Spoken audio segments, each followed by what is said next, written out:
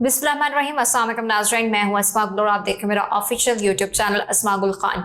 नाज़रीन, सिंध के शहर खैरपुर के इलाके रानीपुर का आपने फातिमा कत्ल केस का वाक़या तो सुना ही होगा और आपने इसकी सीसीटीवी फुटेज जो वायरल हुई थी सोशल मीडिया पर वो भी आपने देखी होगी, जिसके बाद जो है उस बच्ची के हक़ में आवाज़ उठाई गई थी। फातिमा, मैं थोड़ा सा आपको उसके बारे में तारुफ करवाते जाऊँ कि फातिमा जो थी वो एक पीर के घर में रानीपुर में एक पीर था और उसके घर में एज ए मुलाजमा वो रखी जाती है और वो सीसीटीवी फुटेज के मुताबिक जो है वो बच्ची तड़प तड़प कर अपनी जान दे देती है।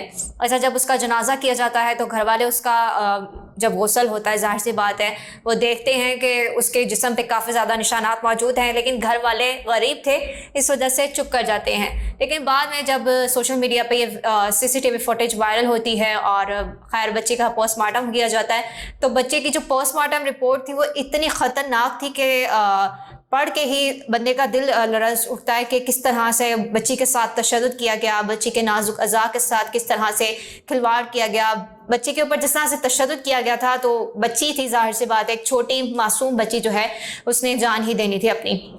लेकिन अब मैं आपसे इसलिए ये चीज़ें जिक्र कर रही हूँ कि आज उस केस में अहम पेशरफ्त सामने आई है। अच्छा, अहम पेशरफ्त ये सामने आई है कि वो जो पीर था, अच्छा वो पीर को जब हिरासत में लिया गया और बच्ची का वो पोस्टमार्टम किया गया तो बच्ची के पोस्टमार्टम में ये चीज़ सामने आई कि बच्ची के साथ ज़्यादती हुई है। लेकिन जो जिस पीर पे उन्होंने शक और शुबा ज़ाहिर किया कि इस पीर के घर में थी, और इस पीर को भी आप देख सकते हैं क्योंकि सीसीटीवी फुटेज में भी देखा जा सकता है कि पीर एक चौपाई पे सो रहा है और बच्ची वहां पे तड़प तड़प कर अपनी जान दे रही है। तो उस पीर के जब वो पोस्टमार्टम वो जो डीएनए टेस्ट जो है वो करवाया गया तो सिंध की लेबॉर्ट्री में, तो वहाँ पे डीएनए टेस्ट जो है वो मैच नहीं होते और वो पीर को जो है वो छोड़ दिया जाता है।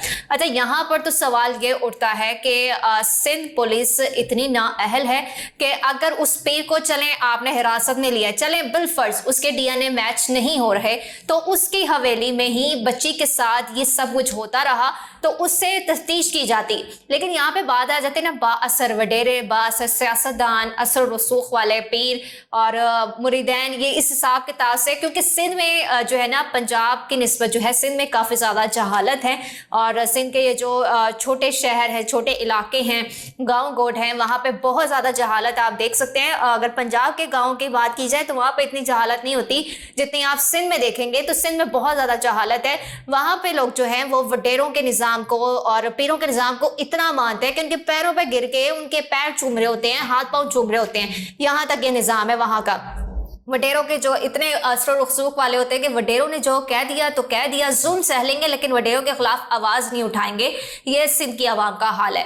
तो वहाँ पे भी कुछ ऐसा ही हुआ। जो पीर साहब थे उन्होंने अपने रिश्वत वगैरह के ज़रिए, अपने ताल्लुकात के ज़रिए जो सिंध में लेबॉर्ट्री में जो डीएनए टेस्ट करवाए गए थे वो तो हो गए तबाह और पीर साहब जो थे वो कर दे गए रिहा।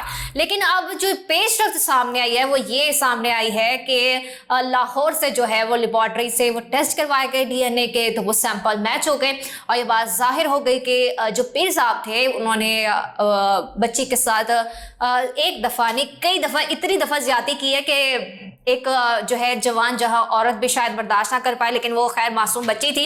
अच्छा, ये जो चीज़ें बताई गई है ये सिंध के निगरान वज़ीर कानून है उमर सोमरो साहब, और उन्होंने ये बात वाज़िह तौर पर यह बताई है और ये प्रेस कॉन्फ्रेंस के जरिए उन्होंने बताई है कि जो है इस तरह से मामला तय पाया था। और सिंध में उन्होंने यहाँ तक कि जो एसएसपी खैरपुर है उन्होंने ये कहा कि लाहौर की लेबॉर्ट्री में भी जो है वो डीएनए टेस्ट मैच नहीं किए गए, जबकि लाहौर की लेबॉर्ट्री में जो है वो डीएनए टेस्ट जो है वो मैच किए गए हैं और जिसके बाद जो कार्रवाई करनी चाहिए। लेकिन पहली बात जो है कि अगर उस पीर को पकड़ लिया गया था तो उस पीर से तफ्तीश होनी चाहिए थी। दूसरी बात ये कि सीसीटीवी फुटेज का इतना सा टुकड़ा आप लोगों के वो भी सोशल मीडिया पर अचानक से वायरल हो गया, तो वो वायरल हो गया, वही सामने आ गया, जिसके बाद हमारी आवाम ने आवाज़ उठाई उस बच्ची के हक़ में और किसी ने आवाज़ उठाई। जो सिंध गवर्नमेंट को करना चाहिए था, जो इंसाफ दिलवाना चाहिए था, वो सिंध गवर्नमेंट ने नहीं किया। तो यहाँ पे जो बात होती है कि हमारे इदारे जो है अगर साइबर क्राइम देखा जाए तो एफआईए का देखा जाए तो यहाँ पे इदारे इतने स्ट्रिक्ट हैं, इनके पास इतनी टेक्नोलॉजी है, इनके पास इतने अच्छे सॉफ्टवेयर्स हैं कि जो डीवीआर होती है सीसीटीवी फुटेज की, वो जो डीवीआर में ये सारा डाटा होता है तो वो अपना साल तक का जो है वो डाटा रिकवर कर सकते हैं। लेकिन सिंध पुलिस इतनी नाअहल थी कि उन्होंने ये ज़रा से भी कोशिश नहीं की कि वो एक दिन का क्या कुछ घंटों का भी जो है वो डाटा रिकवर कर सकते हैं, क्योंकि वो जो जनाब थे पीर साहब, उन्होंने वो DVRs में से डाटा डिलीट कर दिया था, लेकिन वो रिकवर हो सकता था। ये बात पूरी दुनिया जानती है कि डाटा रिकवर किया जा सकता है, और साइबर क्राइम FIA जो है वहाँ के इदारे ये आसानी से जो है, क्योंकि उनको अलाउ होती है ये चीज़ें, तो ये आसानी से डाटा रिकवर कर सकते थे। दूसरी बात ये कि वो पीर का जो मोबाइल था, और जैसे आपको पता है कि अगर एक मोबाइल पर 40 से 50 दफ़ा गलत कोड जो है वो किया जाए तो वो मुकम्मल तौर पर लॉक हो जाता है। पीर साहब का मोबाइल खोलने की भी किसी ने जहमत नहीं की कि पीर साहब के मोबाइल में से कोई जो है वो क्लू मिल जाए केस का, लेकिन पीर साहब का जो मोबाइल था वो मुकम्मल तौर पर लॉक हो चुका हुआ था और वो अनलॉक नहीं हो सकता था।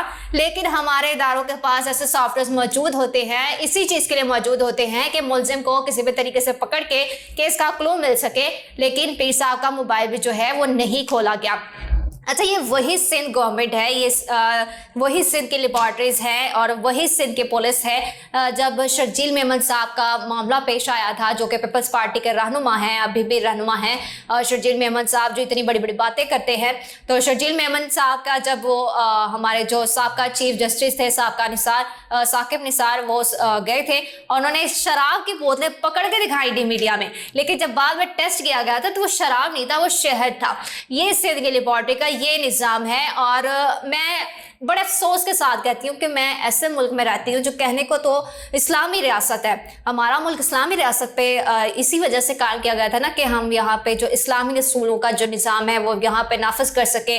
हमारा जो आइन है, हमारा जो कानून है वो इस्लामी निज़ाम के तहत ये तय किया जाता है कि इस्लामी निज़ाम को यहाँ पे नाफिज किया जा सके। लेकिन पहली बात आती है कि पीर, हमारे पाकिस्तानी अवाम जो है, जो भी अभी भी जाहिल है, मैं जाहिल ही कहूँगी उन लोगों को, कि जो पाकिस्तानी अवाम है वो ये समझते हैं कि जो पीर होते हैं, पीर बड़े नेक होते हैं।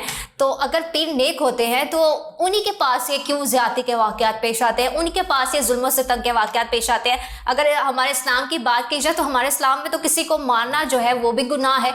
वो अगर आप जिसके सीने में कुरान हो, जिसके सीने में वो इस्लाम की तालीमात हो ना, अगर आप उनको पीर कह रहे हो कि वो जी पीर है और इस्लामी तालीमात, आप उनके कुरान के वो पढ़वा लें, उनको तो वो भी नहीं पता होगा कि वो आप पीरों की बात करते हैं। तो उनके दिल में अगर इतना ही वो इस्लामी तालीमात है या उनके दिल में खुदा का इतना डर है तो वो तुम लोगों को जुल्म क्यों करते हैं? तुम लोग उनके वो हाथ पाँव क्यों चूमते हो? खुदा ने मना किया ना सजदा करने से, किसी और के सामने जो है वो सजदा नहीं करना, ये शिर्क में आता है। ये खुदा के अलावा किसी और के सामने, हजूर अकरम सल्लल्लाहु अलैहि वसल्लम के सामने भी सजदा नहीं किया गया था। लेकिन तुम लोग जो इतने जाहिल हो कि पीर के सामने सजदा भी कर रहे होते हो, पीर के हाथ चूम रहे होते हो। पीर ने जो कह दिया या जुल्म कर दिया वो ठीक है, पीर ने जो जरगा लगा दिया, वहाँ के जो वडेरों ने जरगा लगा दी, उन्होंने जो कह दिया वो ठीक है। लेकिन अगर हमारी इस्लामी रियासत है तो हमारे कानून को ये चाहिए कि अगर यहाँ पे कोई ज्यादती करके कत्ल कर रहा है तो उसको सरेआम सजा देनी चाहिए, कि यहाँ पे जो और मासूम बच्चियाँ हैं उनके साथ ये मसले मसाइल ना पैदा हो। सिर्फ फातिमा नहीं, यहाँ पे ज़ैनब के भी हुआ मामला, और भी बच्चों का मामला आया। जिस तरह से अभी एक चीफ जस्टिस के घर जो है, जज के घर, उनके घर भी जो है वो बच्ची के साथ वो मसला पेश आया, बच्ची के ऊपर जुल्म किया गया। जो जज की बीवी है उन्होंने, उनकी अहलिया ने जुल्म किया और बाद में जो है सारे साफ हो जाते हैं। तो यही बात है ना कि हमारे मुल्क में जो कानून है वो बराए नाम है। कानून को बस पैसों के तो जो है पैसों के चीज़ पर तोला जाता है। पैसा दिया तो अपनी मर्जी का कानून बना लिया। तो खुदारा जो हमारे मुल्क के कानून नाफिज करने वाले इदारे हैं, या फिर जो हमारे चीफ जस्टिस हैं, इस्लामाबाद हाई कोर्ट है या फिर सुप्रीम कोर्ट है, इन सबको ये अच्छे तरीके से समझ लेना चाहिए कि अगर आप कानून गलत नाफिज कर रहे हैं ना, या फिर आप लोग पैसों के एवज जो है कानून में रद्दोबदल करके किसी एक शख्स को माफ़ कर देते, तो आप पूरी इंसानियत के साथ जुल्म कर रहे हैं। आप अपनी जो उम्मत मुसलमा है उसके साथ जुल्म कर रहे हैं। आप पूरी दुनिया में अपना मकरू चेहरा दिखा रहे हैं। अरे हमसे अच्छे जो है ना वो अंग्रेज़ हैं। कहने को वहाँ पे इस्लामी रियासत नहीं है, वो अपनी मर्जी के मुताबिक वो अय्याशी कर रहे हैं, गुनाह कर रहे हैं, लेकिन वहाँ पे इस्लामी रियासत नहीं है। लेकिन फिर भी उनके कानून इतने सख्त हैं कि इन्होंने जो सज़ा देनी है वो सज़ा دے کر ہی رہیں گے. پیسوں کے عوض وہ سزا جو ہے وہ جزا میں نہیں تبدیل ہو جاتی. پیسوں کے عوض جو ہے وہ کسی کو چھوڑا نہیں جاتا. اگر کسی نے جرم کیا ہے تو اس کو سزا ملے گی. آپ یہاں کے سیاستدان بھی وہاں لندن جائیں نا, جو